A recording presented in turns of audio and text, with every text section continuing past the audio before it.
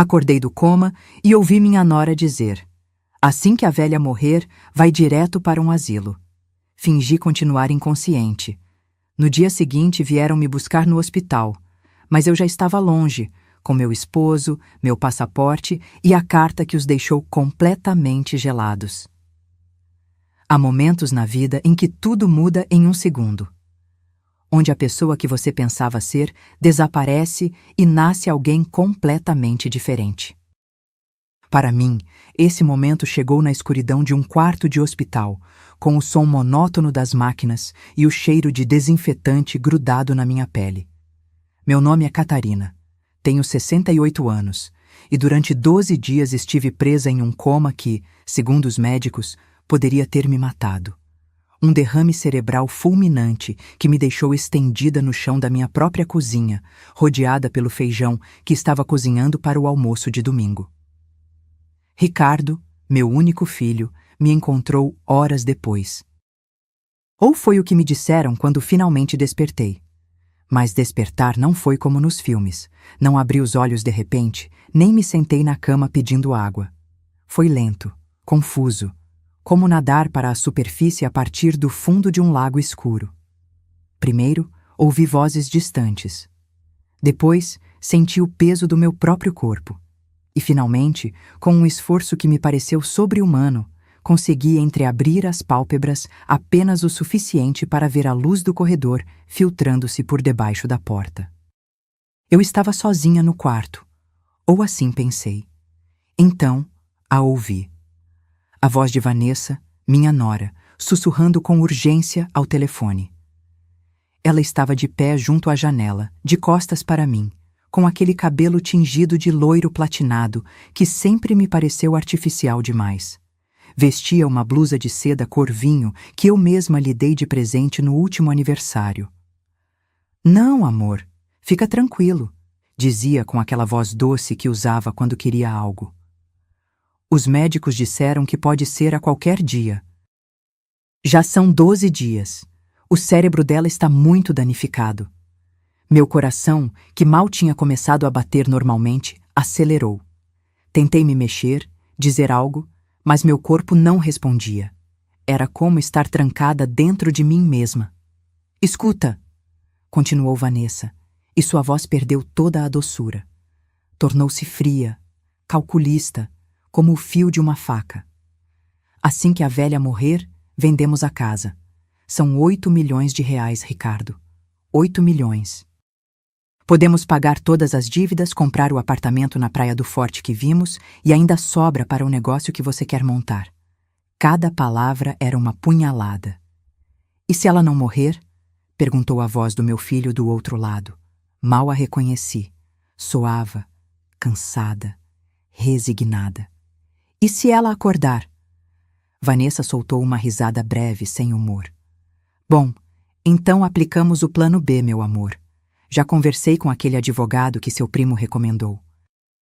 Se ela ficar com dano cerebral, a declaramos incapaz e tomamos o controle dos bens de qualquer forma. E se por algum milagre ela acordar bem? Fez uma pausa que me gelou o sangue.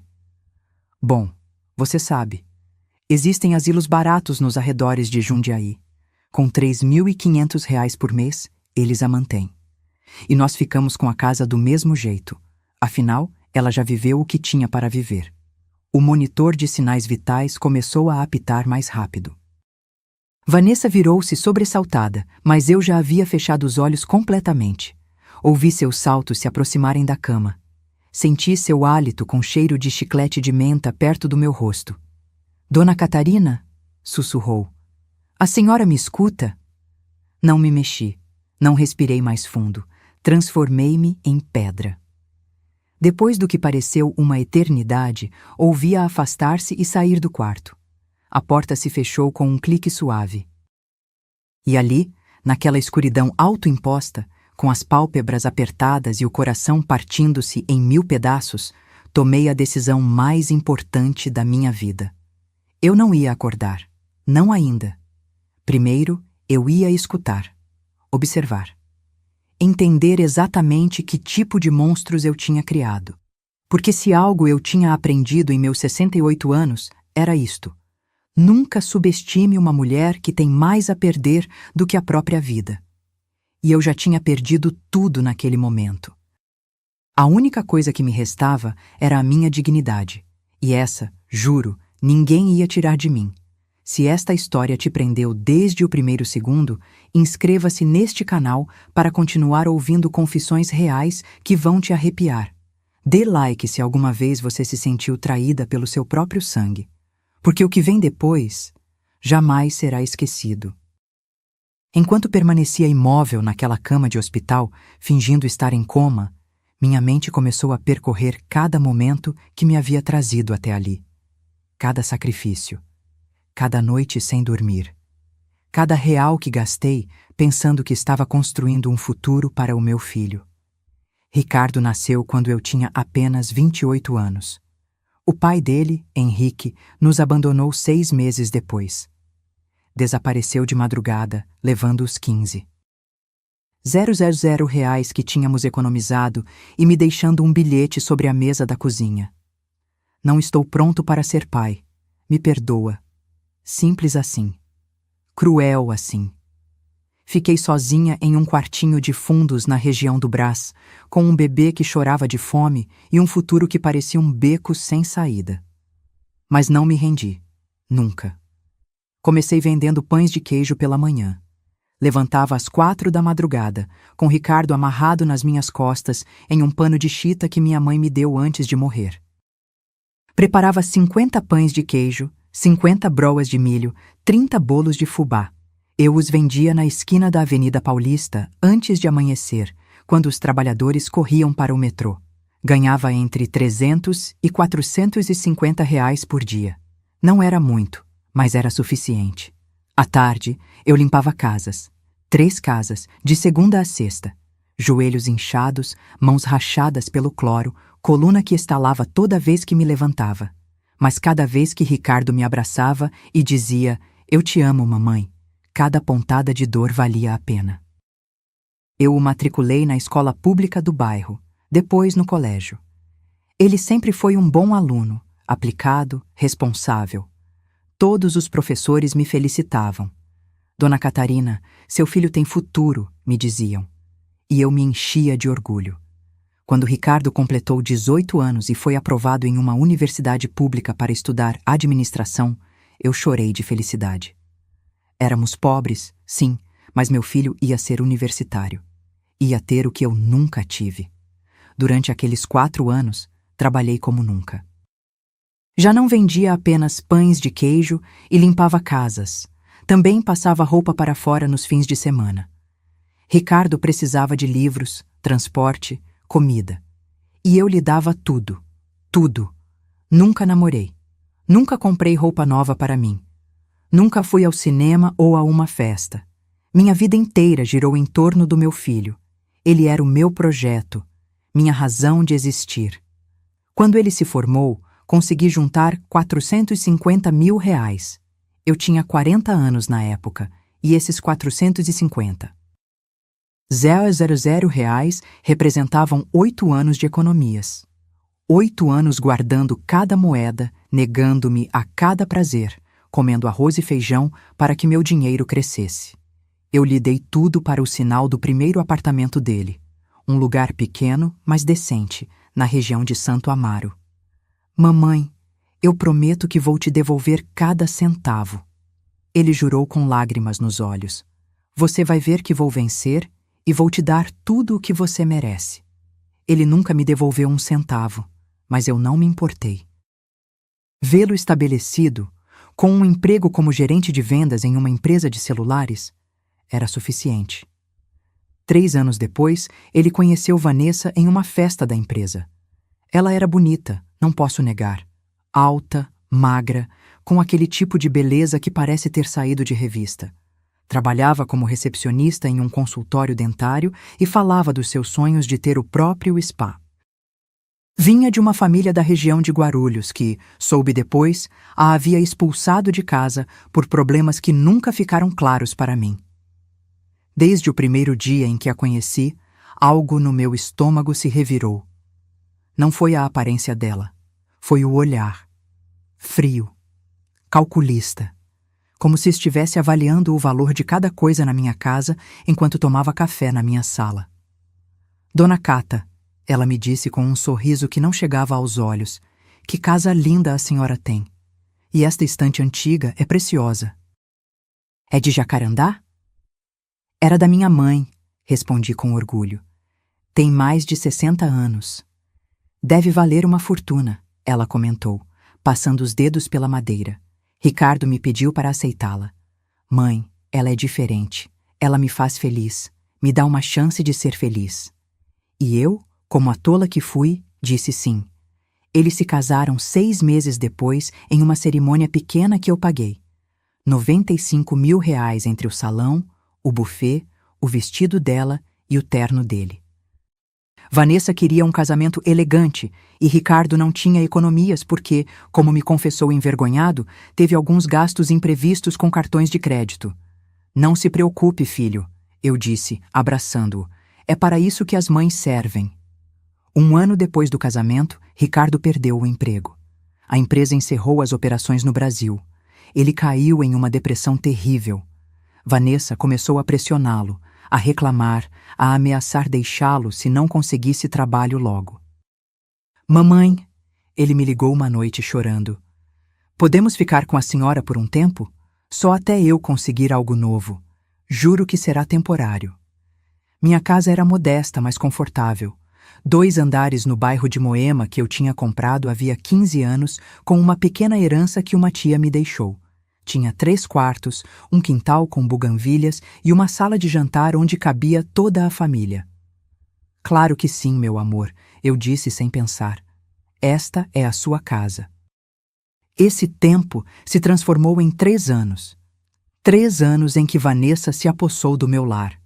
Trocou as cortinas sem me perguntar. Mudou meus móveis. Colocou as coisas dela no meu armário porque precisava de mais espaço. Convidava as amigas e deixava tudo bagunçado. E eu limpava depois delas sem dizer nada. Ricardo conseguiu emprego depois de 8 meses, mas eles nunca falaram em sair. E eu nunca me atrevi a pedir que o fizessem. Tinha medo. Medo de perder meu filho. Medo de ficar sozinha naquela casa grande. Então, há 2 anos, algo maravilhoso aconteceu. Conheci Ernesto. Mas essa é uma história que ainda me dói recordar. Porque quando finalmente encontrei a felicidade, minha própria família me obrigou a destruí-la. Durante mais 5 dias, permaneci naquela cama, fingindo estar inconsciente. 5 dias que me pareceram eternos, onde cada segundo era uma batalha contra o meu próprio corpo que queria gritar, chorar, levantar-se e confrontar aquelas 2 víboras que eu chamava de família. Mas me mantive quieta, imóvel, aprendendo. No 2º dia, Vanessa chegou cedo, por volta das 9 da manhã, quando o hospital mal começava a rotina diária. Ouvi seus saltos retinindo no corredor antes que ela entrasse. Desta vez, ela não vinha sozinha. Olha, Daniela, estou falando sério, dizia para alguém. Vem, entra, ela não vai saber de nada. Outra mulher entrou com ela. Pelo som da voz, jovem. Talvez da idade de Vanessa, 30 e poucos. Tem certeza? Me sinto mal fazendo isso, disse essa Daniela. Ah, por favor. A velha nem percebe. Olha para ela. Está praticamente morta. Essas palavras, praticamente morta, pronunciadas com tanta frieza como quem fala do tempo. Senti a cama se mover. Vanessa estava fuçando no criado mudo ao lado da minha cabeça. Ouvi o som de gavetas se abrindo. Viu? Ela estava com a carteira dela aqui quando a trouxeram. Que bom que Ricardo teve a inteligência de trazê-la para casa. O som de uma bolsa sendo aberta. Olha, aqui estão as chaves de casa. E isto é ouro. Minha corrente. A corrente com a medalha de Nossa Senhora Aparecida que minha mãe me deu quando completei 15 anos. A única joia de valor real que eu tinha. Vanessa, você não pode pegar isso, protestou Daniela fracamente. Por que não? Quando ela morrer, será meu de qualquer forma. Estou apenas me adiantando. Além disso, preciso penhorá-la. Temos que pagar o cartão de crédito ou vamos ser processados. Já devemos R$ 127 mil. R$ 127 mil em cartões de crédito. Senti a raiva me queimar por dentro, mas mantive meu rosto impassível. Não movi sequer uma pálpebra. E olha, continuou Vanessa, agora com entusiasmo. Vou te mostrar a casa por videochamada. Já tirei fotos de tudo para quando colocarmos à venda.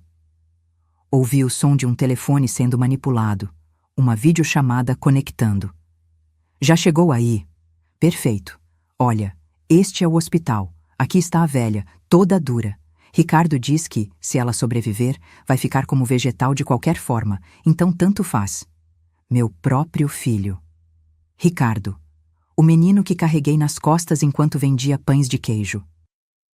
O jovem que abracei chorando quando se formou. Esse mesmo filho estava esperando que eu morresse ou ficasse inválida para me roubar tudo. Bom, chega disso, disse Vanessa. Agora sim, vem, vamos para casa.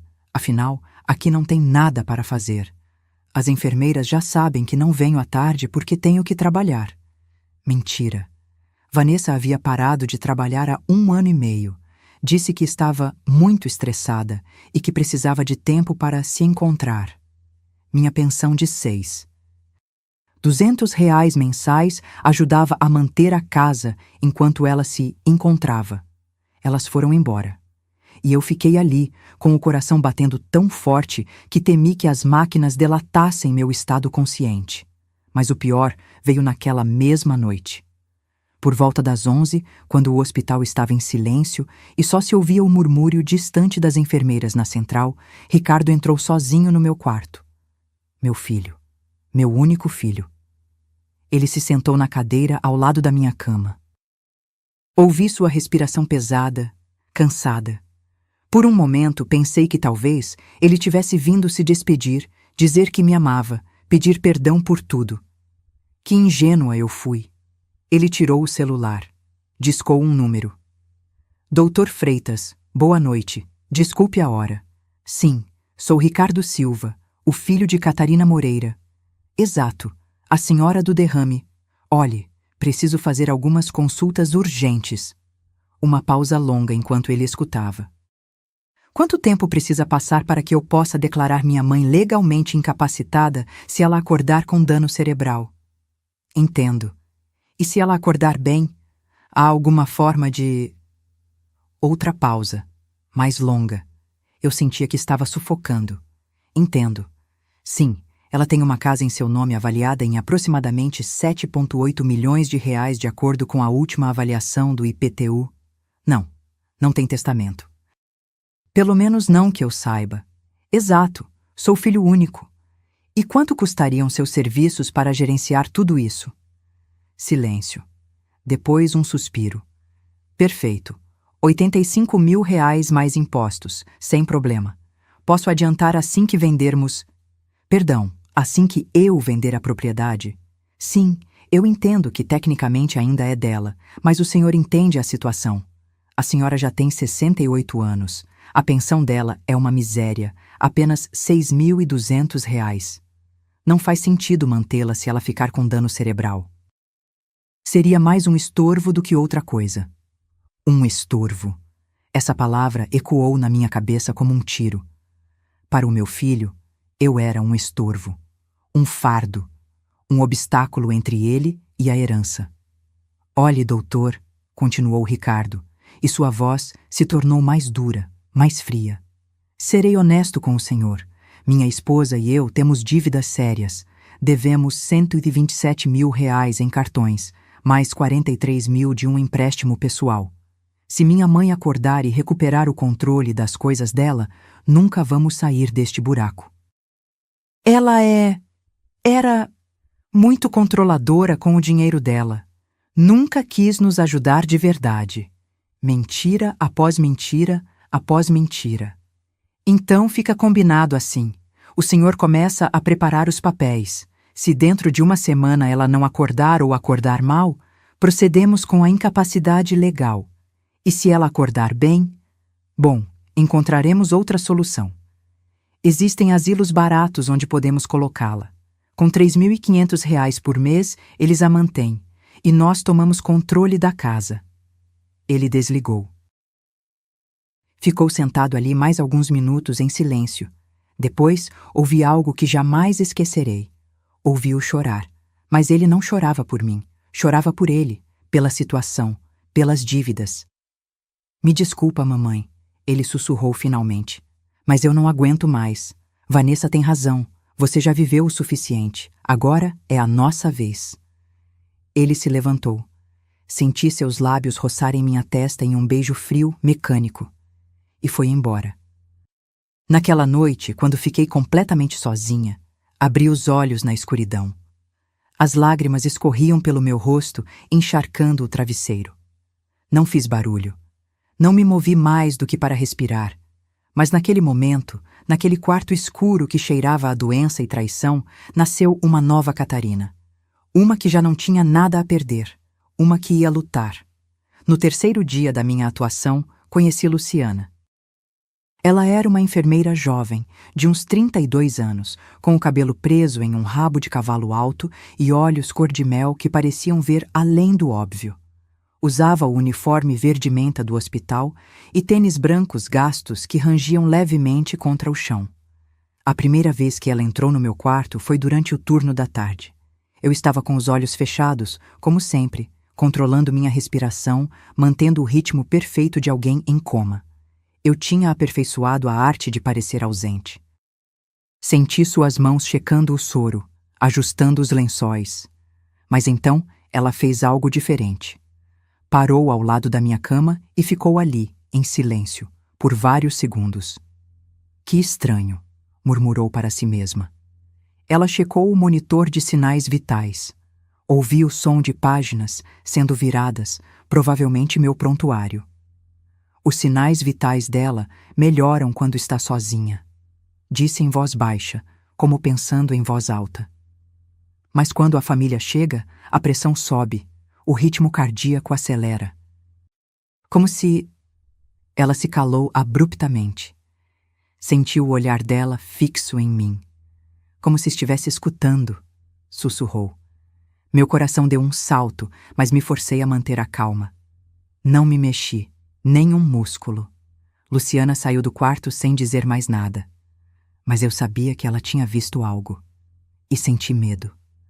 Durante as horas seguintes, tentei me convencer de que havia sido minha imaginação, que aquela enfermeira não suspeitava de nada, que tudo seguia conforme o meu plano.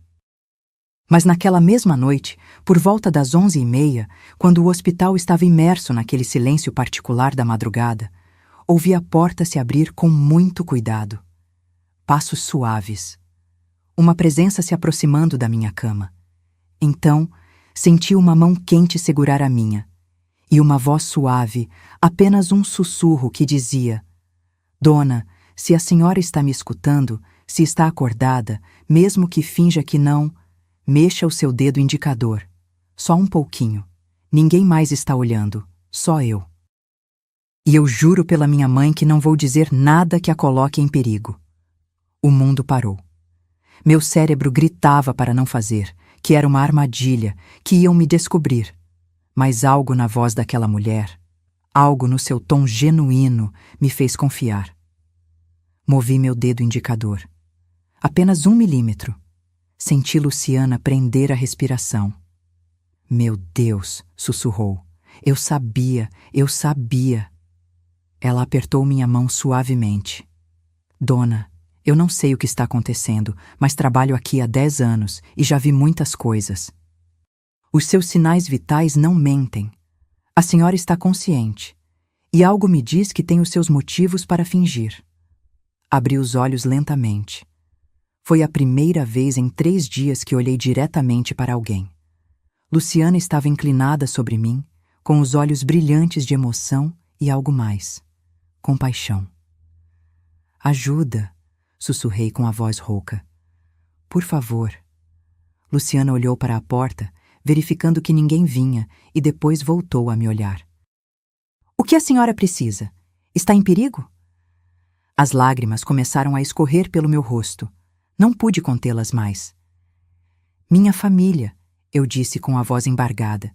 Estão esperando que eu morra. Querem me roubar tudo. Meu filho. Meu próprio filho. Não consegui continuar. Os soluços me afogavam. Luciana me abraçou. Assim, sem mais. Uma estranha que se tornou minha salvação naquele momento. Ela me deixou chorar sobre o ombro dela enquanto acariciava meu cabelo como uma filha faria. Calma, dona. Respire. A senhora está segura. Eu vou te ajudar. Por quê? Perguntei quando consegui me acalmar um pouco. Por que me ajudaria? Você nem me conhece. Luciana se sentou na beirada da minha cama e me olhou com uma tristeza profunda nos olhos. Porque há 5 anos minha avó passou por algo parecido. Teve um infarto e, enquanto estava neste mesmo hospital, o filho caçula dela, meu tio Armando, tentou fazer com que ela assinasse uns papéis para ficar com a casa. Disseram a ela que eram autorizações médicas. Ela assinou porque confiava nele. Ela limpou uma lágrima. Quando saiu do hospital, já não tinha mais nada. Meu tio havia vendido a casa, levado as economias dela de 320 mil reais e a deixou morando em um quartinho de fundos que ele alugou por pena. Minha avó morreu 2 anos depois. De tristeza, mais do que de qualquer outra coisa. Nunca me perdoei por não ter estado lá para protegê-la. Ela pegou minha mão novamente. Não vou permitir que o mesmo aconteça com a senhora. Diga o que precisa e eu te ajudo. Mas a senhora tem que confiar em mim.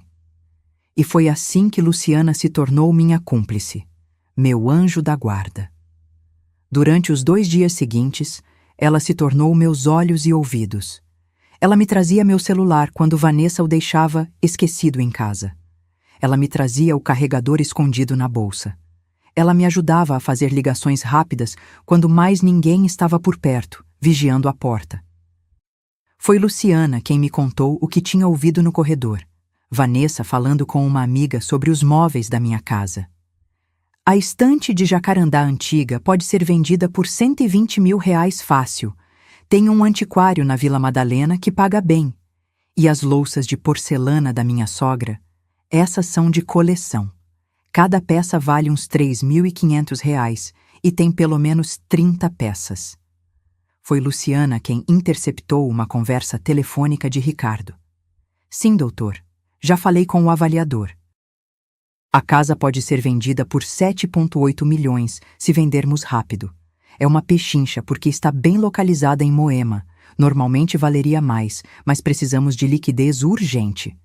E foi Luciana quem me deu o empurrão final que eu precisava. Dona Catarina, ela me disse uma noite, quando estava me ajudando a exercitar as pernas para que eu recuperasse a força, a senhora não deve nada a eles. Absolutamente nada. Eu sei que é seu filho e que dói, mas um filho que planeja isso não é um filho. É um estranho com o seu sangue. Mas é a única coisa que eu tenho, sussurrei com a voz embargada. Não, ela respondeu com firmeza. A senhora tem a si mesma, sua dignidade, sua vida, e esses 68 anos que a senhora viveu com esforço e sacrifício. Isso é seu, e ninguém pode tirar, nem mesmo ele. Naquela noite, tomei a decisão mais difícil da minha vida.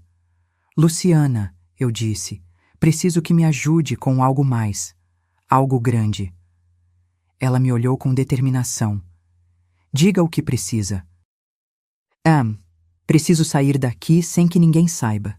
E preciso fazer isso logo, antes que seja tarde demais. Luciana assentiu lentamente. A senhora tem para onde ir? Tem alguém que possa te ajudar? Fechei os olhos. Uma imagem veio à minha mente. Um rosto que eu tinha tentado esquecer nos últimos 2 anos. Um homem de olhos castanhos claros e sorriso sincero que me havia feito sentir viva novamente. Sim, sussurrei. Acho que sim. Então me diga o nome dele, disse Luciana, pegando o celular. E eu ligo, respirei fundo. Era agora ou nunca. Ernesto Viana, o número dele deve estar no meu celular, nos contatos favoritos. Luciana procurou o nome e o encontrou. Ela me passou o telefone com as mãos trêmulas. Disquei. 3 toques. 4. Pensei que ele não ia atender. Então ouvi a voz dele. Alô? E depois de 2 anos de silêncio forçado, 2 anos sentindo falta dele todas as noites, 2 anos me arrependendo de ter escolhido a aprovação do meu filho em vez da minha própria felicidade, eu disse: Ernesto, sou Cata, e eu preciso de você. Ernesto Viana entrou na minha vida há exatamente 2 anos e 4 meses, em um lugar tão comum que parecia impossível que algo extraordinário começasse ali. A Feira da Liberdade, em São Paulo, em um sábado de manhã. Eu estava comprando pimentões quando trombamos, literalmente. Ele vinha distraído olhando a lista de compras e eu estava apressada tentando pegar os avocados mais frescos. Minha bolsa caiu, os pimentões rolaram pelo chão e nós 2 nos abaixamos ao mesmo tempo para pegá-los. Nossas mãos se tocaram sobre o mesmo pimentão. Perdão, dona, ele disse com um sorriso que iluminou todo o rosto. Estou andando distraído, olhando para todos os lados, menos para onde piso. Eu ri. Fazia tanto tempo que eu não ria assim, com vontade. Não se preocupe, eu também estou distraída. Ando como o cão chupando manga. Nós nos levantamos ao mesmo tempo. Ele tinha 71 anos na época, mas parecia forte, vital. Cabelo branco perfeitamente penteado para trás, olhos castanhos claros que brilhavam com inteligência e mãos grandes de trabalhador. Vestia um suéter de lã cinza e calças jeans limpas. Parecia bem cuidado. A senhora me permite convidá-la para um café? Perguntou de repente. Como desculpa por quase derrubá-la. Eu deveria ter dito não.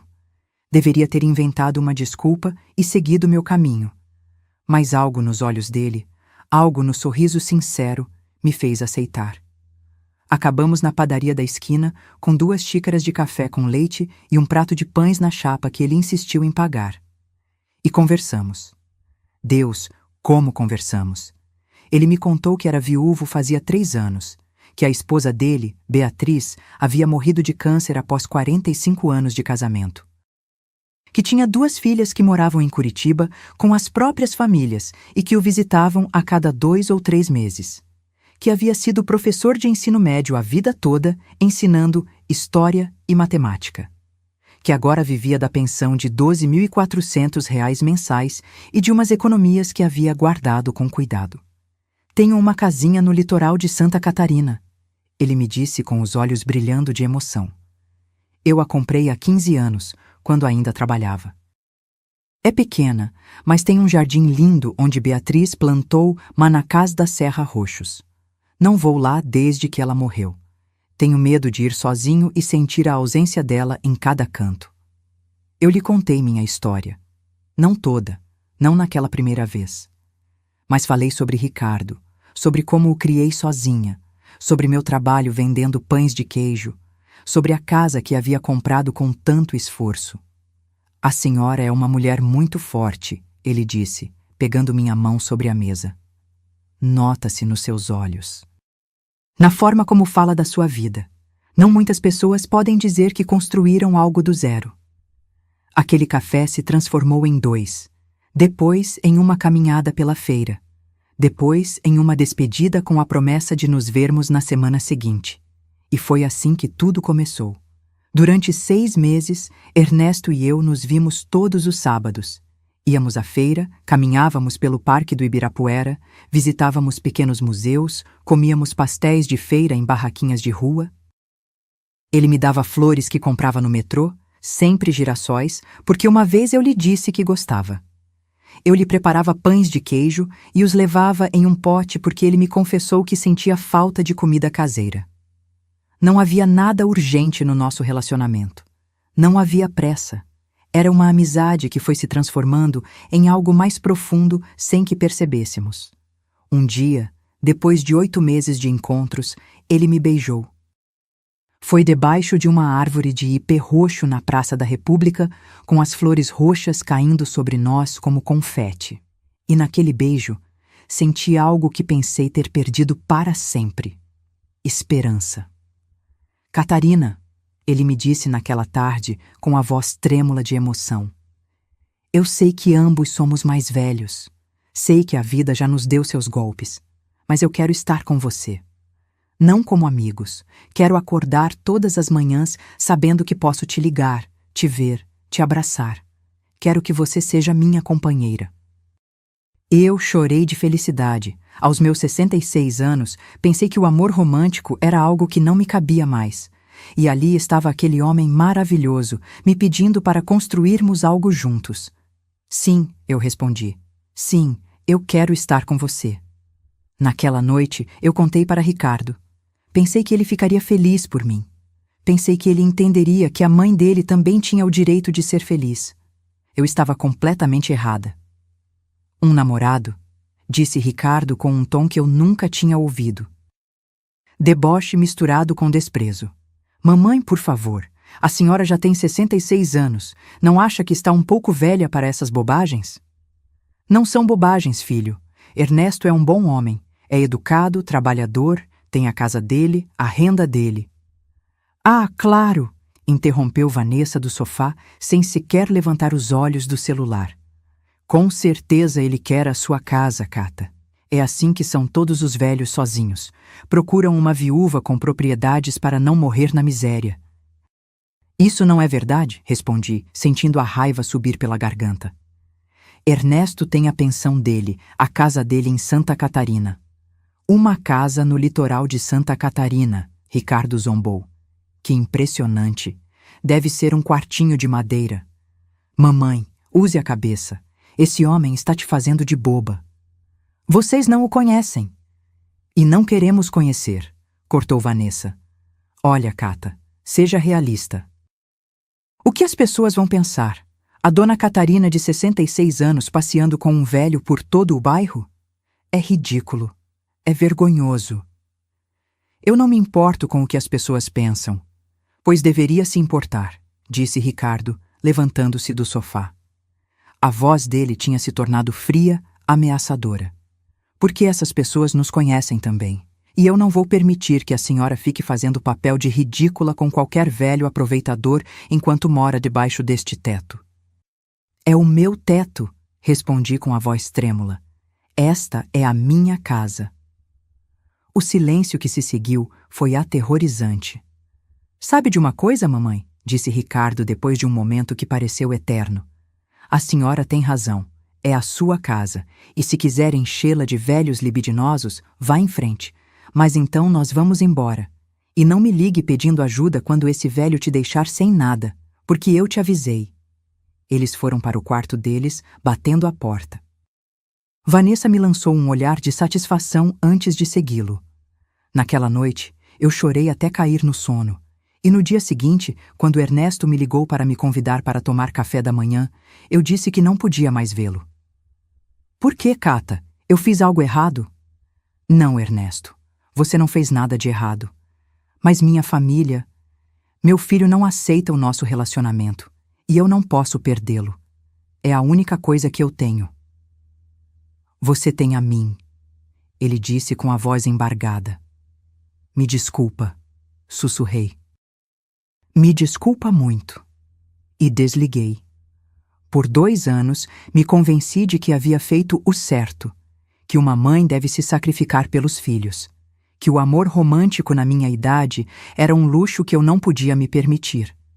Mas agora, deitada naquela cama de hospital, com o telefone na minha orelha trêmula e a voz de Ernesto do outro lado, eu entendi a magnitude do meu erro. Cata, é você mesmo? Meu Deus, eu pensei que... Me disseram que você estava em coma. Você está bem? Onde você está? Estou no hospital da Zona Sul, Ernesto, e eu preciso da sua ajuda. Por favor, preciso sair daqui antes que seja tarde demais. Eu estou indo para aí agora mesmo. Não, eu o interrompi. Você não pode vir assim. Ricardo e Vanessa não podem saber que estou consciente. Eles estão esperando que eu morra para ficar com a minha casa. Contudo, silêncio do outro lado. Depois um suspiro profundo. Diga o que você precisa, meu amor. O que for. E ali, com Luciana segurando minha mão e Ernesto escutando atentamente ao telefone, começamos a planejar minha fuga. Minha segunda chance. minha vingança silenciosa. Os 2 dias seguintes foram os mais intensos da minha vida. Enquanto eu permanecia imóvel naquela cama, fingindo estar em coma, Ernesto, Luciana e eu coordenamos cada detalhe da minha fuga como se fôssemos espiões em um filme. Mas antes de poder ir, eu precisava saber exatamente o que eles estavam planejando. Precisava de provas. Precisa entender a magnitude da traição para poder me proteger legalmente. No 4º dia, Vanessa chegou mais cedo do que de costume. Eram apenas 8 da manhã. Ela vinha acompanhada de um homem que eu não conhecia. Pela forma de falar, educado, mas calculista, soube imediatamente que era o advogado. Doutor Freitas, entre, disse Vanessa com aquela voz melosa que usava quando queria impressionar. Olhe, aí está ela. 12 dias assim, sem se mover. Os médicos dizem que mesmo que ela acorde, provavelmente ficará com dano cerebral severo. Os médicos disseram isso especificamente? Perguntou o advogado. Bom, não com essas palavras exatas, mas dá para entender. Uma mulher de 68 anos com um derrame tão forte... O senhor sabe como são essas coisas.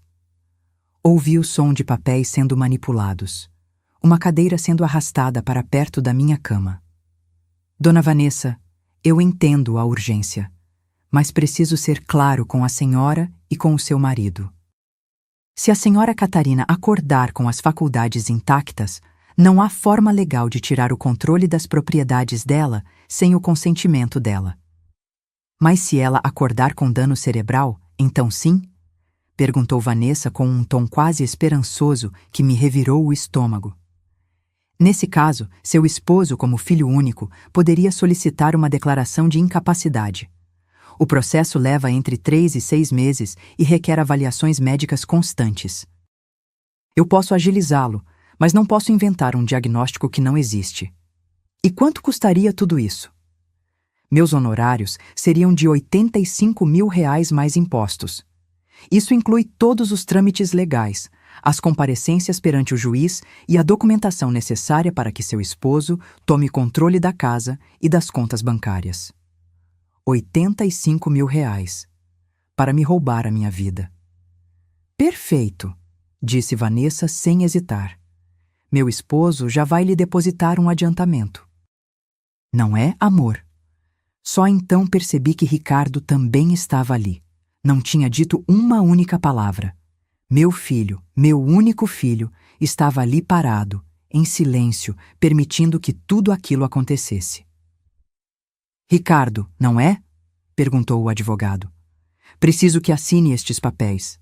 São autorizações para que eu haja em seu nome quando chegar o momento. E se a minha mãe acordar bem? Perguntou Ricardo com uma voz tão baixa que mal a ouvi. E se ela se recuperar completamente? O silêncio que se seguiu foi longo, desconfortável. Então, meu filho, respondeu o advogado com um tom que gelava o sangue, você terá que convencê-la a lhe dar uma procuração voluntariamente, ou... Ele fez uma pausa. Podemos explorar outras opções. Existem clínicas geriátricas onde, por razões de segurança do paciente, os familiares podem tomar certas decisões administrativas.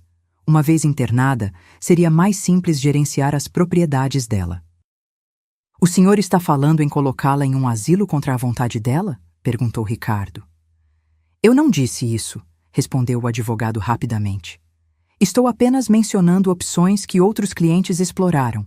Mas para isso, você precisaria que 2 médicos atestassem que ela representa um perigo para si mesma. E esses laudos, bom, podem ser facilitados com os contatos certos. Vanessa soltou uma risadinha nervosa.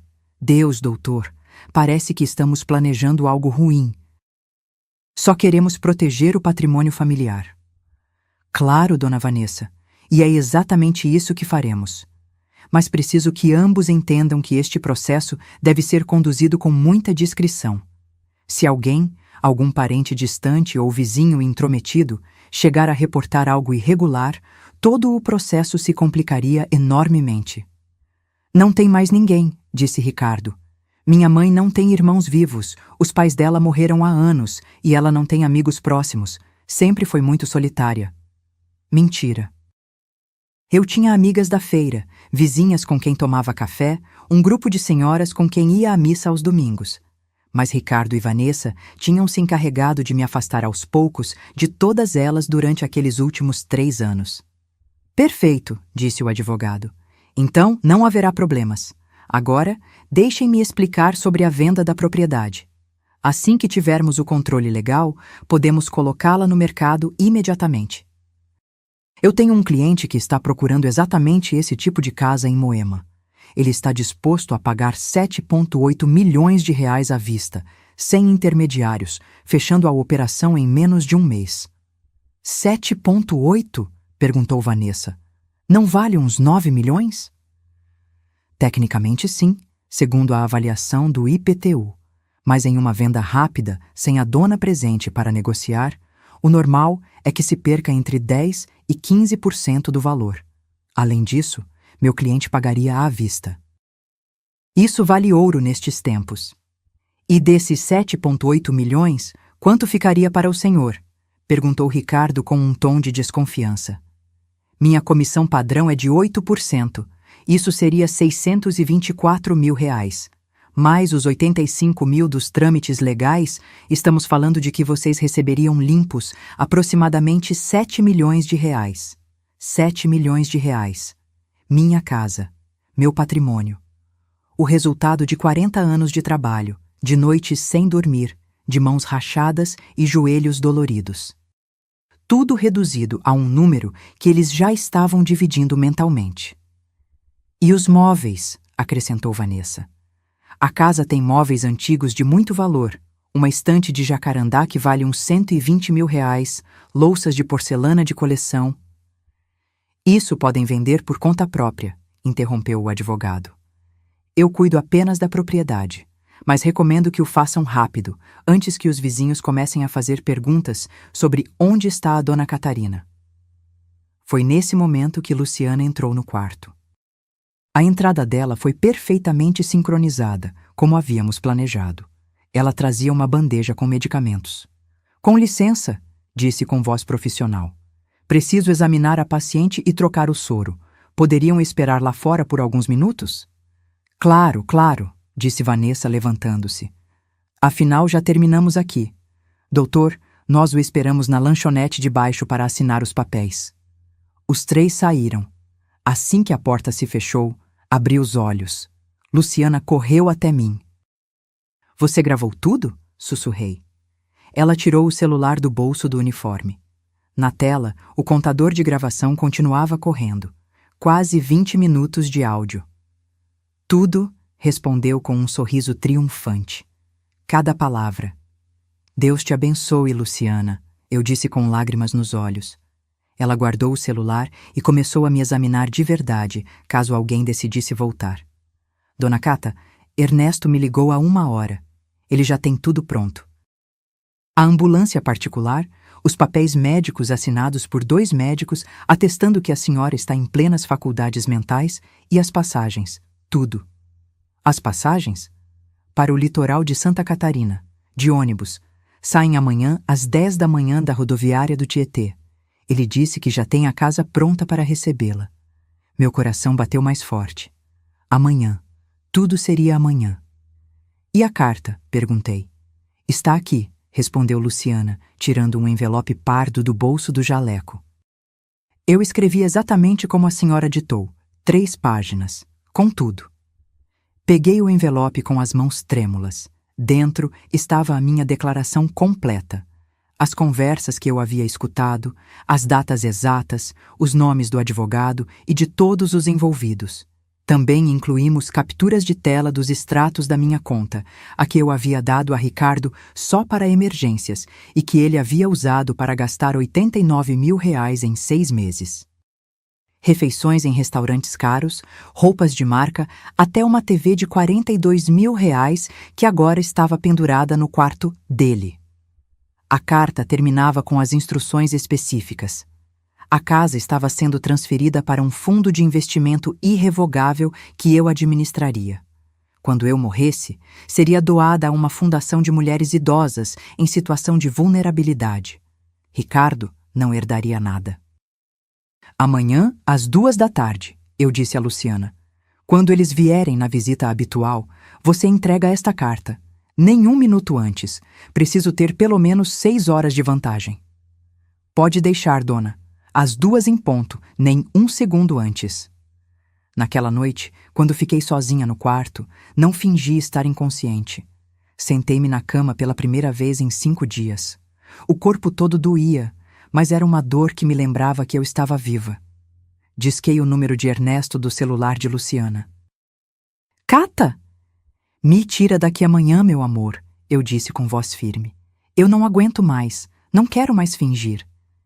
Eu estarei aí às 6 da manhã. A ambulância, os papéis, tudo.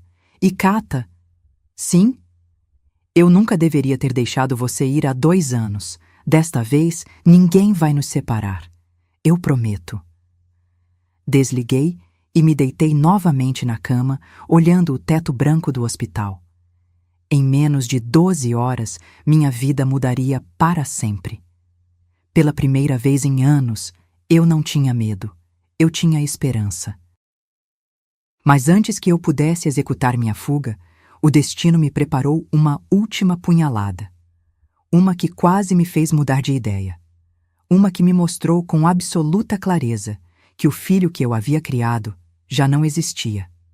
Naquela mesma noite, por volta das 10, quando o hospital estava imerso naquele silêncio pesado que só existe nos corredores de um lugar onde as pessoas lutam entre a vida e a morte, Ricardo voltou.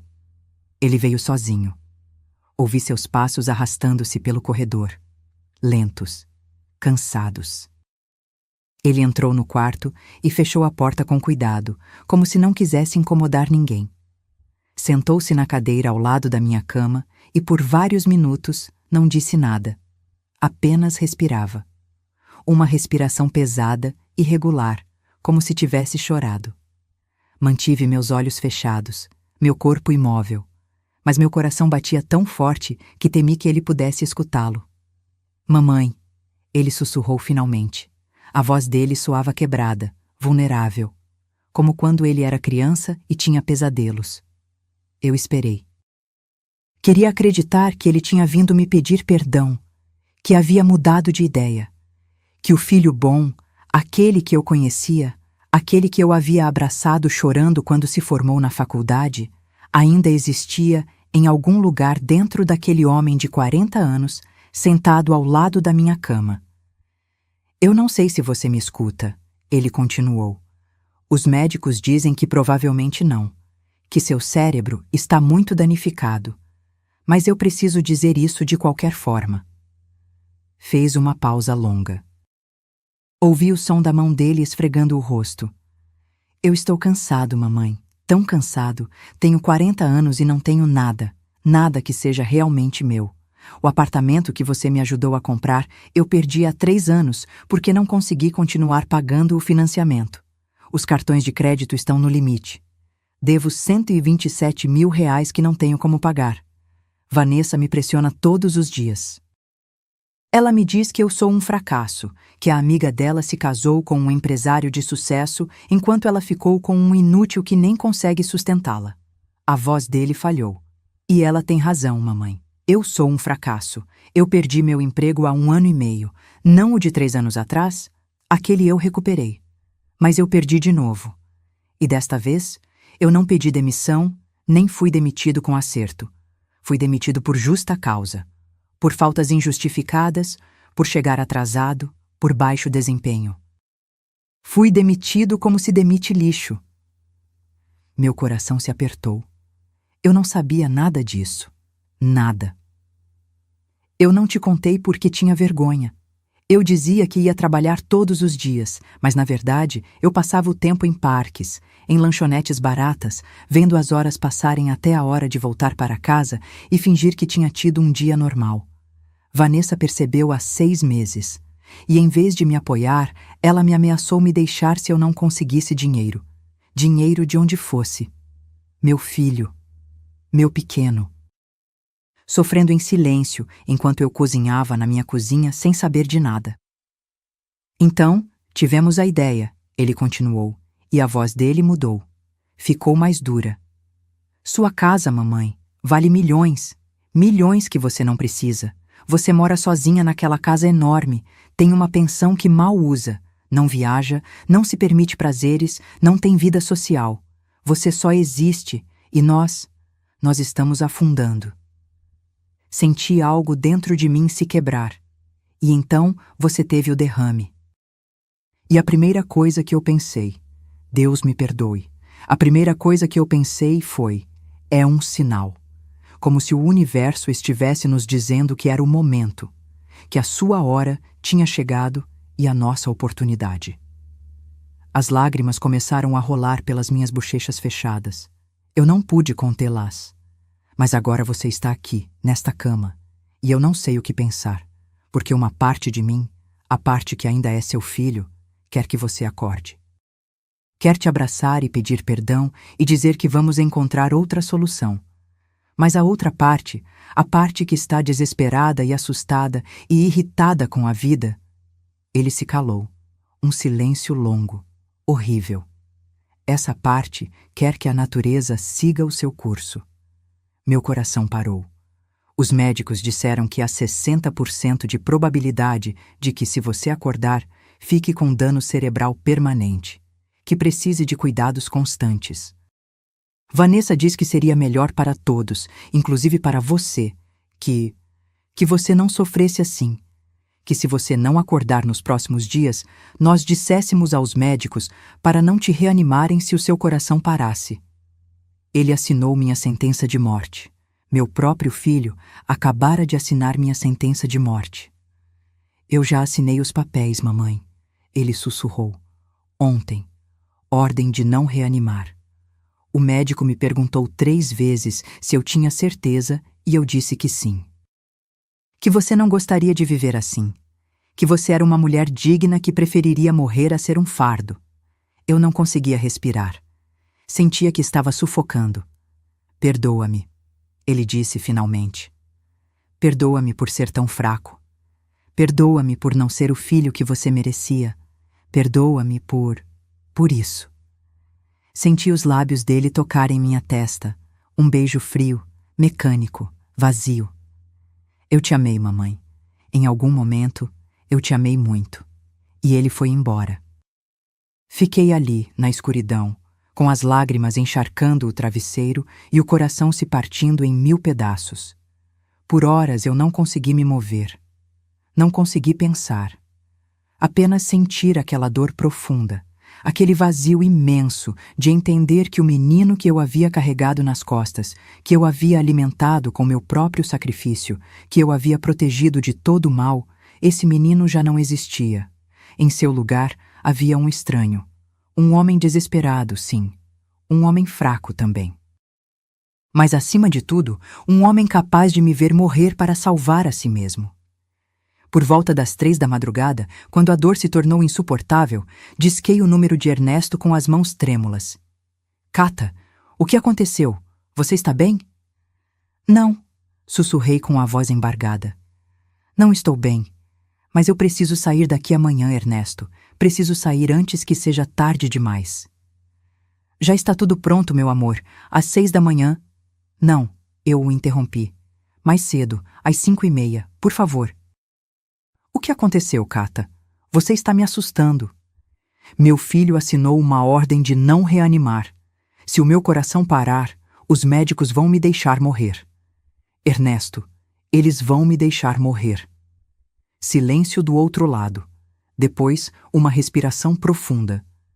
Eu vou estar aí às 5:30 em ponto, e eu juro por tudo que é sagrado que ninguém vai te tocar. Ninguém. Desliguei e me encolhi naquela cama fria do hospital. Pela primeira vez na minha vida, eu entendi o que significava estar completamente sozinha. Não fisicamente, mas na alma. Eu havia perdido meu filho muito antes daquele derrame cerebral. Eu o havia perdido aos poucos, sem perceber, enquanto ele me sorria e me chamava de mamãe e me deixava cozinhar para ele aos domingos. Eu o havia perdido no dia em que ele escolheu Vanessa em vez de mim. No dia em que ele permitiu que ela me desrespeitasse na minha própria casa. No dia em que permitiu que me tratassem como um fardo em vez de como a mulher que deu tudo a ele. E agora, neste quarto escuro, com o som das máquinas marcando cada batida do meu coração traído, tomei uma decisão. Eu não era mais a mãe dele. Eu não lhe devia mais nada, nem amor, nem lealdade, nem perdão. A partir de amanhã, Catarina Moreira ia viver para si mesma. Pela primeira vez em 68 anos, ela ia escolher a si mesma, e essa escolha começava com uma fuga. O despertador de Luciana tocou às 5 da manhã. Não que precisássemos, nenhuma de nós duas tinha dormido de verdade. Ela chegou ao meu quarto às 5:10, vestida com o uniforme, mas com uma mochila pendurada no ombro. O rosto dela mostrava a tensão do que estávamos prestes a fazer. "Pronta, dona Cata", sussurrou, fechando a porta com a chave. "Pronta", eu respondi, embora minha voz tremesse. Luciana tirou roupas da mochila. Uma calça de moletom cinza, um moletom com capuz, tênis esportivos, nada chamativo, nada que chamasse a atenção. "Preciso que a senhora se vista rápido. Ernesto vai chegar em 15 minutos. Eu me levantei da cama. As pernas tremeram no início, depois de tantos dias sem usá-las de verdade. Luciana me segurou pelo braço. "Calma. Devagar." Eu me vesti com mãos desajeitadas. Cada movimento era um esforço, mas a adrenalina me mantinha focada. Luciana me ajudou a calçar os tênis, prendeu meu cabelo em um rabo de cavalo e colocou o capuz. "Pronto. Agora parece que a senhora está voltando para casa depois de visitar um parente." Às 5:25, o celular de Luciana vibrou. Uma mensagem de Ernesto. "Estou no estacionamento. Ambulância branca. Placas NVX 47882. Esperando." "É a hora", disse Luciana pegando minha mão. "A senhora se lembra do plano?" "Lembro." Saímos do quarto. O corredor estava quase vazio. Apenas uma enfermeira na central de controle, concentrada na papelada dela. Luciana a cumprimentou com naturalidade. "Vou acompanhar a dona Conceição ao banheiro. Volto em 5 minutos." A enfermeira levantou a mão sem sequer nos olhar. Ela estava acostumada a ver Luciana ajudar pacientes. Caminhamos em direção ao elevador. Cada passo parecia eterno. Eu esperava que a qualquer momento alguém nos parasse, que soasse um alarme, que Ricardo ou Vanessa aparecessem. O elevador chegou. Vazio. Entramos. Luciana pressionou o botão do subsolo. "O estacionamento de ambulâncias fica no subsolo 2, ela explicou. "Há menos vigilância lá a essa hora." As portas se fecharam. O elevador desceu. Meu coração batia tão forte que eu podia ouvi-lo nos meus ouvidos. Quando as portas se abriram, o ar frio do estacionamento atingiu meu rosto. Cheirava a gasolina e desinfetante. Havia 3 ambulâncias estacionadas. Uma delas estava com as luzes acesas. "É aquela", disse Luciana, apontando. A porta traseira da ambulância se abriu. Ernesto pulou para fora, e vê-lo depois de 2 anos quase me fez chorar. Ele usava uma jaqueta jeans e o cabelo branco perfeitamente penteado. Os olhos dele se encheram de lágrimas quando me viu. "Cata", ele sussurrou, correndo até mim. Ele me abraçou, e naquele abraço, toda a dor, todo o medo, toda a traição dos últimos dias explodiu. Eu chorei sobre o ombro dele enquanto ele me segurava como se eu fosse de cristal. "Já, meu amor, você já está segura. Você já está comigo." "Desculpem interromper", disse Luciana com urgência, "mas precisamos nos mover. O turno muda em 20 minutos e haverá mais pessoal." Ernesto me ajudou a subir na ambulância. Dentro havia uma maca preparada com lençóis limpos. O motorista, um homem de uns 50 anos com bigode, nos cumprimentou com um aceno. "Dona, bem-vinda. Eu sou Marcos, socorrista certificado. Seu Ernesto me pagou R$22.000 por este transporte privado. Vamos direto para uma clínica particular em Moema, onde 2 médicos vão atestar o seu estado de saúde e sua capacidade mental. Tudo legal, tudo documentado." Eu subi na maca. Não porque precisasse, mas porque fazia parte do plano. Se alguém visse a ambulância sair, tinha que parecer um transporte normal. Luciana subiu comigo. Ela tirou uma pasta da mochila. Aqui estão todos os seus documentos médicos do hospital, cópias autenticadas, seu histórico, os exames do derrame, tudo. Também está a cópia da gravação de áudio de ontem, quando sua nora e o advogado conversaram no seu quarto. Eu guardei neste pendrive. Ela me entregou tudo. Depois, tirou outro envelope. E esta é a carta que eles vão receber às 2 da tarde. Eu a peguei com as mãos trêmulas. 3 páginas que continham a minha verdade. Minha declaração. Minha libertação. Luciana, eu disse com a voz embargada. Como vou te pagar por tudo o que você fez por mim? Ela sorriu e apertou minha mão. Dona Cata, minha avó cuidou de mim a infância inteira, enquanto minha mãe trabalhava. Ela me ensinou a ler, a cozinhar, me levava para a escola. Quando a perdi por causa de um filho abusivo, jurei que se um dia estivesse ao meu alcance ajudar alguém na situação dela, eu o faria. A senhora está me dando a oportunidade de cumprir essa promessa. Ela se inclinou e beijou minha testa. Agora vá, seja feliz, e não volte a se sacrificar por pessoas que não a merecem. Ela desceu da ambulância. Ernesto fechou as portas traseiras e subiu na frente com Marcos.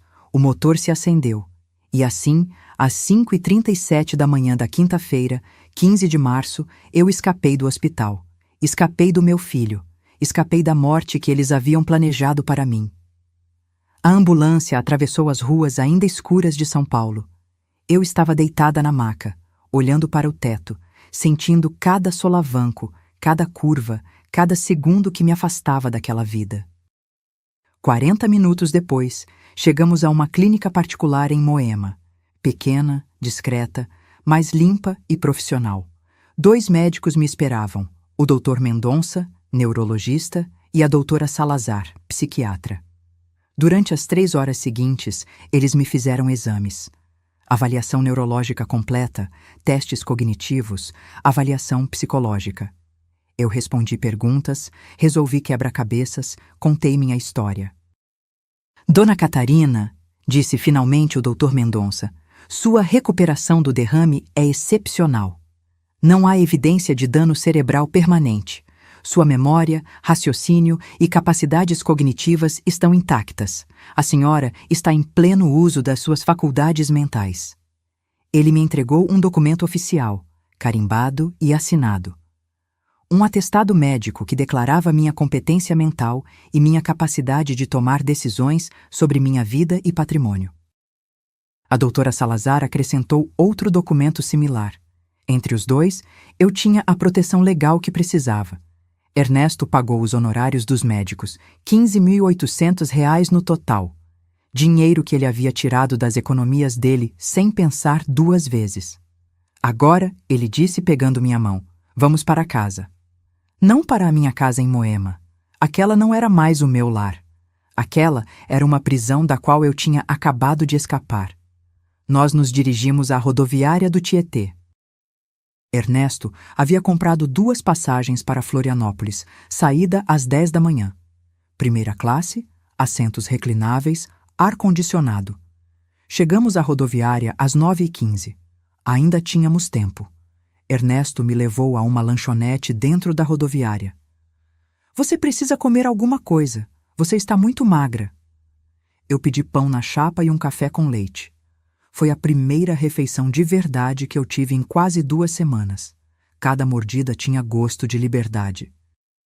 Enquanto comíamos, Ernesto me contou sobre a casa dele em Santa Catarina, sobre o jardim com manacás da Serra roxos que a esposa dele havia plantado, sobre os vizinhos amigáveis, sobre a feira a 2 quadras onde vendiam os melhores doces regionais. Você vai amar, Cata. É tranquilo, é seguro e ninguém vai te encontrar lá. Às 10:50, embarcamos no ônibus. Sentamos juntos, na parte de trás. Ernesto colocou minha cabeça no ombro dele e me cobriu com uma jaqueta macia. O ônibus partiu. E enquanto saíamos de São Paulo, enquanto eu via pela janela as ruas que eu havia percorrido durante 68 anos, Eu pensei em Ricardo. Pensei em Vanessa. Pensei em como, naquele exato momento, eles ainda acreditavam que eu estava inconsciente naquela cama de hospital, sem saber que o plano deles tinha desmoronado. Às 2 da tarde, quando chegassem para a visita rotineira, Luciana lhes entregaria a carta, e então eles entenderiam. Entenderiam que a velha que eles queriam matar, a mãe que eles deram como morta, a mulher que eles consideraram um estorvo, essa mulher tinha vencido. Eu adormeci sobre o ombro de Ernesto, com o movimento do ônibus me embalando como uma canção de ninar, e pela primeira vez em semanas, dormi em paz, porque finalmente, depois de tanto tempo, eu estava indo para casa, para o meu verdadeiro lar. Eram exatamente 2h15 da tarde quando Vanessa e Ricardo entraram no quarto 407 do Hospital da Zona Sul. Eu sei disso porque Luciana me contou depois, com riqueza de detalhes, em uma ligação que ela me fez naquela mesma noite. Segundo ela me contou, Vanessa vinha arrumada como se fosse para uma festa. Blusa de cetim cor-de-rosa, calça branca justa, saltos. Ricardo vinha calado, com olheiras, com a mesma roupa do dia anterior. E agora? Perguntou Vanessa ao ver a cama vazia. Onde ela está? Luciana estava de pé junto à janela, com o envelope pardo nas mãos. A senhora Catarina Moreira recebeu alta esta manhã às 5h30. O silêncio que se seguiu foi absoluto. Como assim recebeu alta? Perguntou Ricardo com a voz trêmula. Ela estava em coma. Os médicos disseram. Os médicos se enganaram, interrompeu Luciana com voz firme. Sua mãe acordou há 5 dias, completamente consciente, completamente lúcida, e decidiu manter isso em segredo. Vanessa se aproximou de Luciana com os punhos fechados. Isso é impossível. Quem autorizou a alta? Nós somos a família. Ninguém pode tirá-la sem a nossa permissão. Sua mãe é uma idosa em pleno uso das suas faculdades mentais. Ela não precisa do consentimento de ninguém para ir embora. Aqui estão os documentos médicos que atestam isso, assinados por 2 especialistas independentes. Luciana lhes estendeu o envelope. Ricardo o pegou com as mãos trêmulas e o abriu. Dentro estavam os atestados médicos, mas também algo mais, algo que eles não esperavam. Minha carta. Ricardo começou a ler em voz alta, com a voz falhando a cada palavra. Ricardo e Vanessa. Se vocês estão lendo isto, é porque já perceberam que eu não estou, que eu fugi, que eu os enganei assim como vocês planejaram me enganar. Durante 5 dias, permaneci naquela cama fingindo estar inconsciente enquanto os ouvia planejar a minha morte. Sim, a minha morte. Porque é exatamente isso que era. Uma ordem de não reanimar é uma sentença de morte disfarçada de compaixão. Eu escutei cada conversa, cada plano, cada palavra. Vanessa, eu te ouvi dizer que assim que a velha morresse, vocês venderiam minha casa por 8 milhões de reais para pagar as dívidas e ir para a Praia do Forte. Eu te ouvi revirar minhas gavetas procurando escrituras. Eu te ouvi avaliar minhas posses como se fossem mercadoria em uma feira. Ricardo, eu te ouvi falar com o Dr. Freitas sobre me declarar incapaz. Eu te ouvi calcular quanto custariam os honorários dele, 85 mil reais mais impostos, para roubar o que me custou 40 anos para construir. Eu te ouvi chorar, não por mim, mas pelas suas dívidas, e eu te ouvi assinar uma ordem para me deixar morrer se o meu coração parasse. Também descobri outras coisas, como os 89 mil reais que você gastou em 6 meses com meu cartão de crédito adicional, aquele que eu te dei só para emergências. Aqui estão os extratos anexados. Refeições em restaurantes onde você gastava 3.200 reais em uma única noite. Roupas de marca. Uma TV de 42 mil reais. Qual foi a emergência, filho? Seu ego? Sua vaidade? Sua incapacidade de dizer não para a sua esposa? E o pior de tudo, eu ouvi sua confissão de ontem à noite, quando você veio sozinho e me disse que estava cansado, que era um fracasso, que eu já tinha vivido o suficiente e que era a sua vez.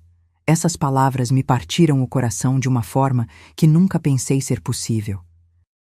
Porque eu entendi algo que eu deveria ter entendido há anos. O filho que eu criei, o menino bom que amava a mãe, esse filho morreu há muito tempo. Talvez quando conheceu Vanessa. Talvez antes. Não o sei. Mas o que eu sei é isto. Você não é mais minha responsabilidade. A casa de Moema, a que vocês tanto cobiçavam, não pertencerá a vocês nunca. Esta manhã, com a ajuda de um tabelião que Ernesto contratou, eu transferi a propriedade para um fundo de investimento irrevogável. Eu sou a única administradora enquanto eu viver. E quando eu morrer, a casa será doada inteira para a Fundação Casa Esperança, que apoia mulheres idosas em situação de vulnerabilidade. Minhas contas bancárias foram encerradas. Abri novas em um banco diferente com senhas que vocês nunca saberão. Minha pensão de R$ 6.200 será depositada na minha nova conta a partir do próximo mês. Os documentos anexados incluem gravação de áudio da conversa de vocês com o Dr. Freitas no meu quarto, extratos de conta mostrando o uso fraudulento do meu cartão de crédito, atestados médicos provando minha plena capacidade mental, cópia do fundo de investimento irrevogável, cópia da medida protetiva que apresentei esta manhã. Nenhum dos dois pode se aproximar de mim a menos de 500 metros. Se o fizerem, irão para a prisão. Ricardo, você foi o meu mundo inteiro durante 40 anos. Eu te dei tudo o que eu tinha e muito do que eu não tinha. Eu trabalhei até destruir meu corpo para que você tivesse o que eu nunca tive. E em troca, você me deu traição. Eu não espero que você entenda a dor que me causou. Eu não acho que você seja capaz de entender. Mas eu quero que você saiba disto. Eu te perdoo. Não porque você mereça, mas porque eu preciso de paz. Eu preciso fechar este capítulo da minha vida e começar um novo. Mas perdoar não significa esquecer. E definitivamente não significa permitir. A partir de hoje, você não tem mais mãe. Eu não tenho mais filho. Somos dois estranhos que um dia compartilharam sangue e sobrenome, nada mais. Vanessa, eu nunca tive carinho por você, mas eu te respeitei porque você era a esposa do meu filho. Agora eu vejo que você era exatamente o que o meu instinto me disse desde o primeiro dia. Uma mulher calculista, fria e manipuladora que viu no meu filho alguém fraco que podia controlar. E você teve sucesso. Você o transformou em alguém irreconhecível. Eu espero que os 7,8 milhões de reais que vocês esperavam receber tenham valido a pena, porque esse foi o preço que vocês colocaram na minha vida. E esse preço vocês nunca vão receber. Agora, vocês têm duas opções. Podem aceitar esta situação com dignidade e seguir em frente com as suas vidas, construindo algo por conta própria. Ou podem tentar me procurar, me assediar ou criar problemas legais. Se escolherem a segunda opção, devem saber que eu tenho cópias de todos esses documentos com 3 advogados diferentes. Um em São Paulo, um em Santa Catarina e um em Belo Horizonte. Se algo acontecer comigo, se eu sofrer algum acidente, se eu morrer de forma suspeita, esses documentos serão entregues imediatamente às autoridades. Eu também gravei um vídeo completo explicando tudo, que está depositado em um cofre com instruções específicas para abri-lo se algo me acontecer. Não me procurem. Não me liguem. Eu não existo mais para vocês. Vivam com as consequências das suas decisões. Atenciosamente, Catarina Moreira Lima, uma mulher que finalmente aprendeu a escolher a si mesma. Segundo Luciana, quando Ricardo terminou de ler, ele ficou paralisado. A carta caiu das mãos dele no chão. Vanessa a pegou e a leu inteira, com o rosto mudando de cor a cada parágrafo. Isso é uma loucura, sussurrou finalmente. Essa velha louca vai nos arruinar. Essa velha louca, disse Luciana com voz gelada, é a mulher mais corajosa que eu já conheci. E vocês dois são o lixo mais desprezível que eu já vi passar por este hospital. E olha que eu já vi muitas coisas. Ricardo desabou na cadeira onde havia estado sentado na noite anterior. Começou a chorar, não com soluços fortes, mas com um choro silencioso, derrotado. Eu a perdi. Ele murmurava incessantemente. Perdi a minha mãe.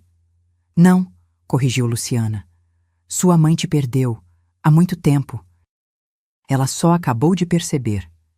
Vanessa pegou o celular e discou um número. Doutor Freitas, preciso que venha urgente ao hospital. Temos uma situação. Como assim não pode nos ajudar? Por que não? Uma medida protetiva? Contra quem? Contra nós? Mas... O rosto dela ficou branco. Entendo. Obrigada. Ela desligou e olhou para Ricardo. O advogado diz que a carta é legalmente válida, que ela pode fazer o que quiser com a propriedade dela.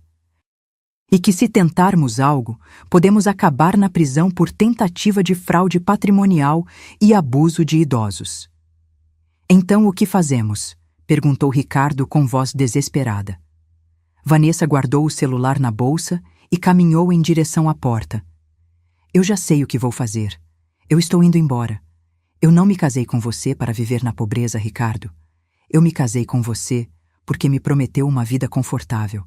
E você não só não cumpriu, como agora nem sequer tem a herança que me assegurou que viria. Vanessa, por favor? Não, acabou. Vou arrumar minhas coisas e vou para a casa da minha prima em Campinas. Que você se vire com a sua vida de miséria. E ela foi embora. Deixou Ricardo ali sentado, rodeado pelos pedaços da vida dele destruída. Luciana me contou que ele ficou olhando para a carta no chão por quase 1 hora. Depois, a pegou, dobrou com cuidado e saiu do hospital caminhando como um zumbi. Naquela noite, enquanto eu estava no litoral de Santa Catarina, na casa de Ernesto, tomando chá de camomila no jardim, sob os manacás da Serra Roxos, meu telefone tocou. Era um número que eu não conhecia. Eu atendi com cautela. Mamãe? Era Ricardo. A voz dele soava destroçada. Eu não disse nada. Apenas escutei. Eu sei que eu não mereço que a senhora me escute.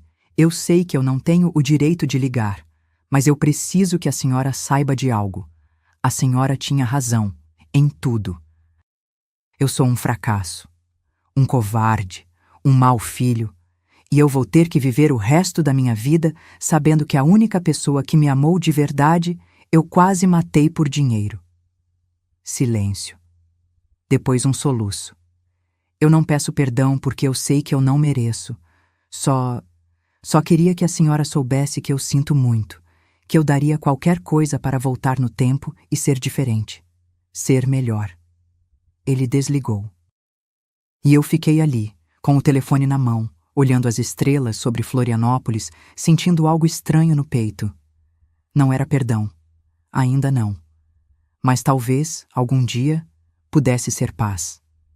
Passaram-se 3 meses desde aquela manhã em que escapei do hospital. 3 meses que parecem 3 anos, como 3 vidas diferentes. Agora estou sentada no terraço da casa de Ernesto no litoral de Santa Catarina, com uma xícara de chocolate quente nas mãos e o sol da tarde banhando o jardim de manacás da Serra Roxos. Posso ouvir Ernesto na cozinha, cantarolando uma canção de Roberto Carlos enquanto prepara o jantar. Cheira a moqueca, a arroz fresquinho, a lar. Esta casa pequena de 2 quartos se transformou no meu santuário.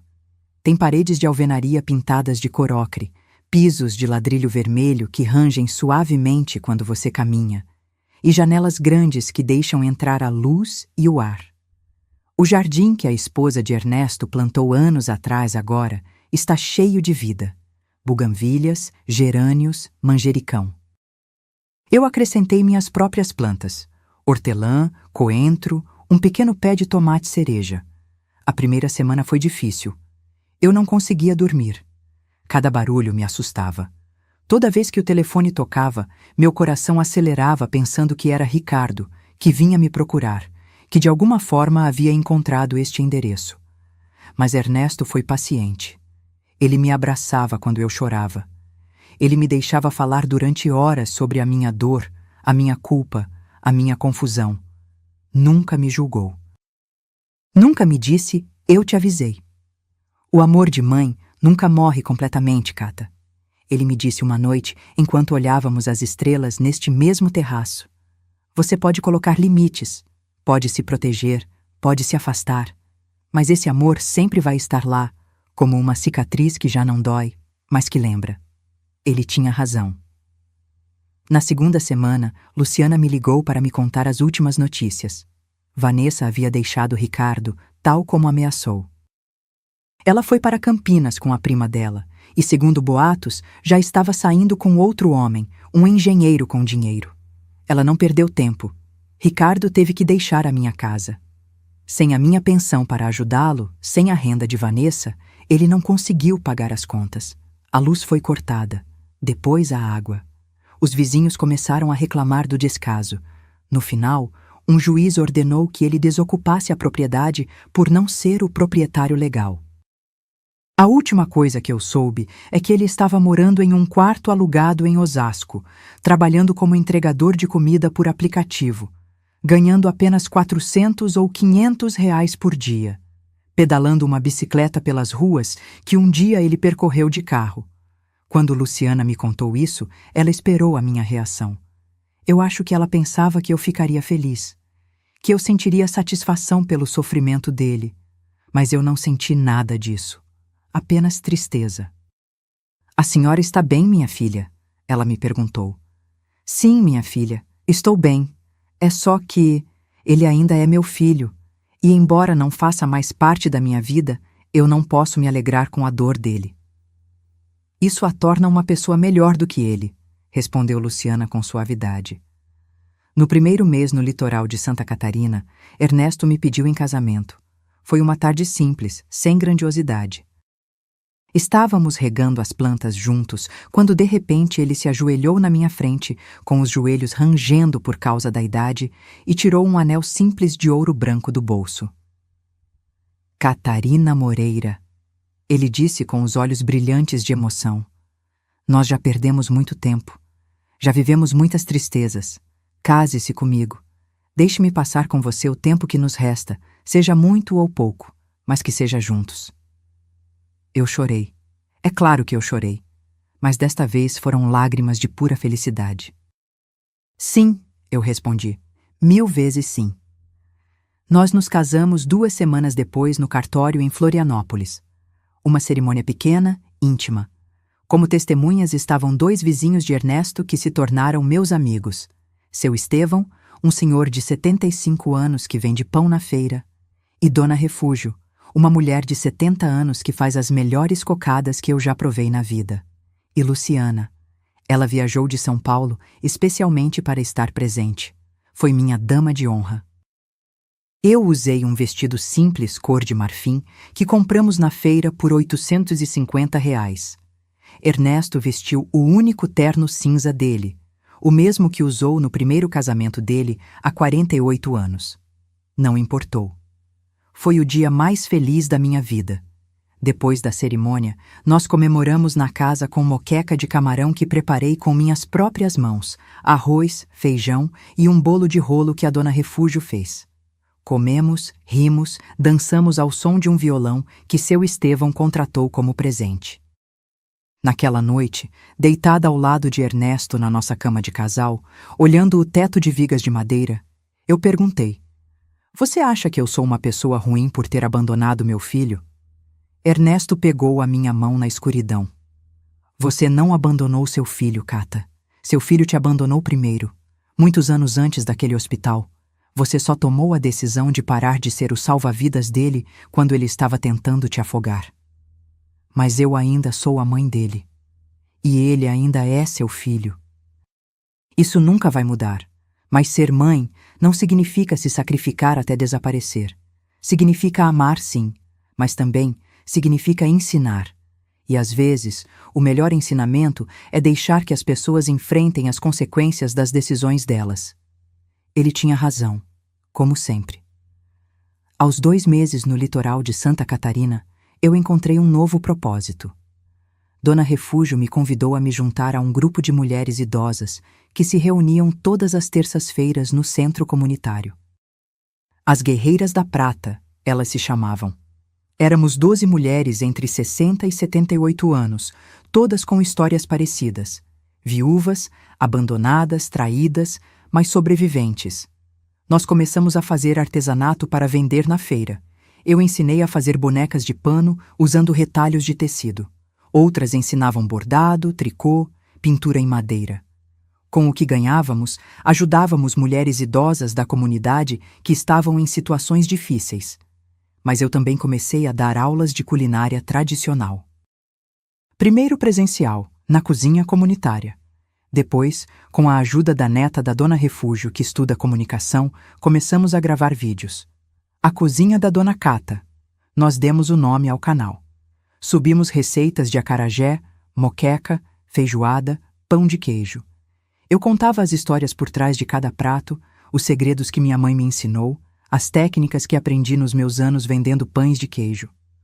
O canal cresceu. Lento, mas constante.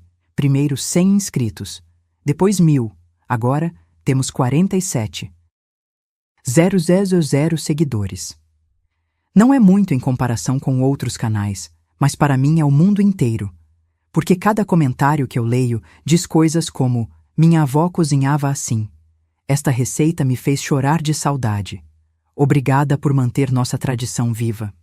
E em alguns meses ganhamos até R$ 8.500 das visualizações e da publicidade. Dinheiro que soma a minha pensão e que me permite viver com dignidade, sem depender completamente de Ernesto. 3 semanas atrás, eu recebi uma mensagem no Instagram. Era de uma mulher jovem, talvez de 30 anos. Dona Cata, eu não sei se a senhora vai ler isto, mas eu preciso dizer que o seu canal salvou o relacionamento com a minha avó.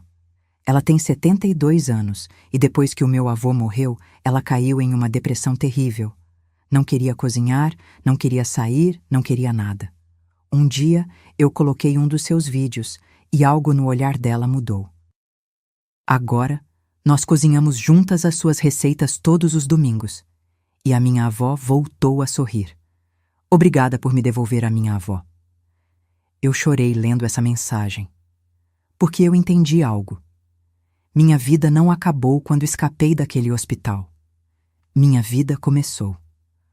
Ontem, exatamente 3 meses depois da minha fuga, meu telefone tocou. Era um número desconhecido de São Paulo. Eu atendi com o coração acelerado. Mamãe?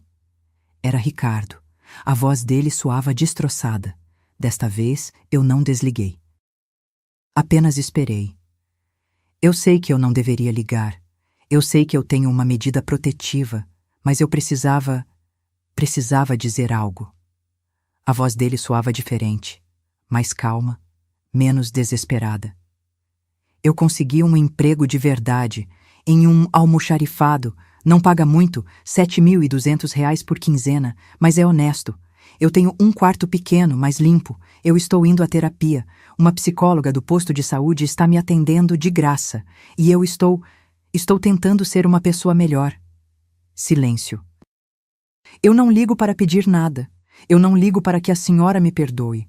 Eu só queria que a senhora soubesse que o que a senhora fez, embora tenha doído, embora tenha me destruído naquele momento, foi o certo. Era a única forma de eu ir ao fundo do poço, a única forma de eu acordar.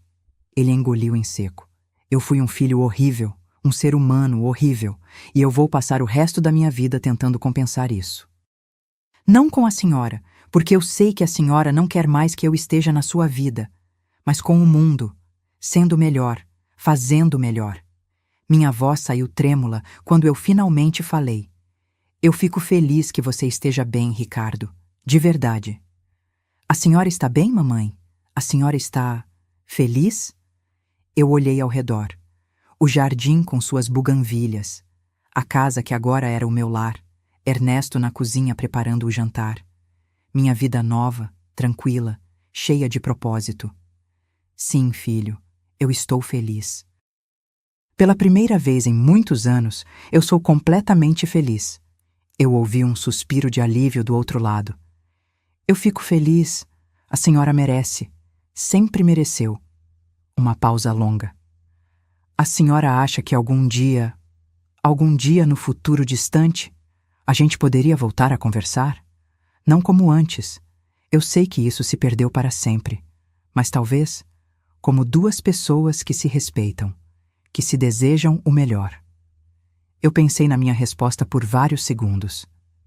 Talvez, Ricardo, algum dia, quando nós dois tivermos sarado, quando você tiver demonstrado, não com palavras, mas com ações, que você realmente mudou. Talvez então a gente possa tomar um café e conversar como dois adultos. Obrigada, mamãe. É mais do que eu mereço. Cuide-se, filho. A senhora também, mamãe. E eu te amo, mesmo que eu não tenha mais o direito de dizer isso. Eu desliguei e fiquei olhando o telefone por um longo tempo.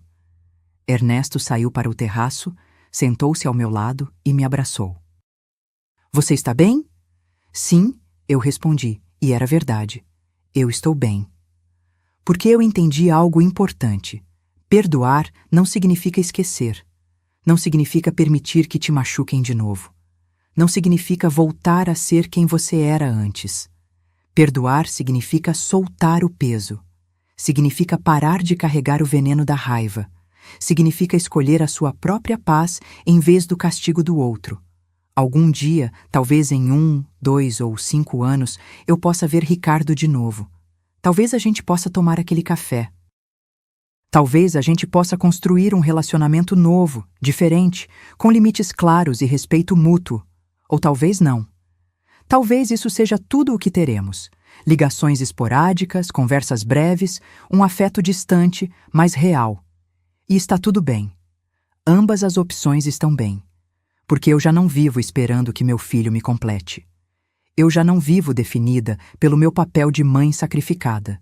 Eu já não meço o meu valor pelo quanto eu posso dar até que não sobre mais nada de mim. Agora, eu vivo para mim. Para Ernesto. Para as minhas amigas do grupo. Para as milhares de pessoas que veem meus vídeos e encontram neles um pedacinho de lar. Eu tenho 68 anos e finalmente aprendi a lição mais importante de todas. Nunca é tarde para recomeçar. Nunca é tarde para escolher a si mesma. Nunca é tarde para dizer basta e construir a vida que você merece. Ontem à noite, enquanto jantávamos no terraço sob as estrelas, Ernesto pegou a minha mão e disse: Sabe o que é o mais bonito de tudo isso, Cata? Que nós dois pensávamos que as nossas vidas já tinham acabado, que o melhor já tinha passado, e acontece que o mais bonito estava apenas começando. Ele tem razão. Esta manhã, eu acordei com o sol entrando pela janela, o canto dos pássaros e o cheiro do café que Ernesto estava preparando.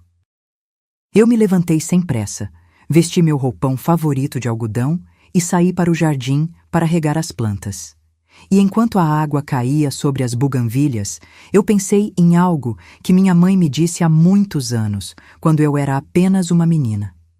Minha filha, as buganvílias são como as mulheres fortes. Você pode podá-las, pode negligenciá-las, pode considerá-las mortas. Mas se elas tiverem raízes fortes, elas sempre voltam a florescer. Sempre. Eu floresci de novo. Aos 68 anos, depois de um derrame cerebral, depois de ser traída pelo meu próprio sangue, depois de ter que escapar em uma ambulância na madrugada, eu floresci. E se eu pude fazer isso, você também pode. Porque nunca, nunca é tarde para escolher a vida que você merece, para colocar limites, para dizer não, para se afastar de quem te faz mal, mesmo que seja sua própria família. Sua vida te pertence. Sua dignidade te pertence, sua paz te pertence. E ninguém, absolutamente ninguém, tem o direito de tirá-la. Epílogo. Hoje é sábado. Ernesto e eu fomos à feira cedo, como fazemos todo fim de semana. Compramos tomates, avocados, pimentas frescas. Dona Refúgio guardou as melhores cocadas para nós. Seu Estevão nos presenteou com pães doces recém-saídos do forno. À tarde, eu tenho aula de culinária. Vamos fazer moqueca tradicional. Eu já tenho tudo pronto. O azeite de dendê, os camarões, os temperos. E desta vez, eu vou contar a história da minha mãe. De como ela me ensinou esta receita quando eu tinha apenas 10 anos. Amanhã, domingo, eu vou à missa. Não porque eu seja particularmente religiosa, mas porque eu gosto da comunidade. Eu gosto de me sentar entre as minhas amigas, cantar os hinos, sentir que eu pertenço a algo maior do que eu mesma. E na segunda-feira, começamos o ateliê de bordado com as guerreiras da prata. Vamos fazer panos de prato para vender na feira da cidade no próximo mês. Esta é a minha vida agora, simples, tranquila, cheia de propósito e amor verdadeiro. E se eu pudesse voltar atrás para aquele momento no hospital, quando ouvi Vanessa planejar a minha morte, e alguém me perguntasse: valeu a pena? Toda essa dor, toda essa traição, valeu a pena? Minha resposta seria: sim. Porque essa dor me ensinou algo que eu nunca teria aprendido de outra forma. Que o amor pelos outros nunca deve custar o seu amor próprio. Que ser uma boa pessoa não significa ser um capacho. Que você pode amar alguém e, mesmo assim, se proteger deles. E que a verdadeira riqueza não está no que você possui, mas no que você não permite que te tirem. Sua dignidade, sua paz, seu direito de ser feliz. Isso ninguém pode te roubar, a menos que você permita. Eu não permito mais. E eu espero que você também não. Porque a vida é muito curta para vivê-la de joelhos. Se esta história tocou seu coração, se te fez refletir sobre sua própria vida e seus próprios relacionamentos, deixe-me um comentário contando de onde você está nos escutando. Dê like se você acredita que nunca é tarde para recomeçar. E inscreva-se neste canal para continuar escutando histórias de mulheres corajosas que se atreveram a escolher a si mesmas. Porque todas nós merecemos florescer. Sem importar a idade, sem importar o passado, todas nós merecemos a nossa própria primavera. Fim.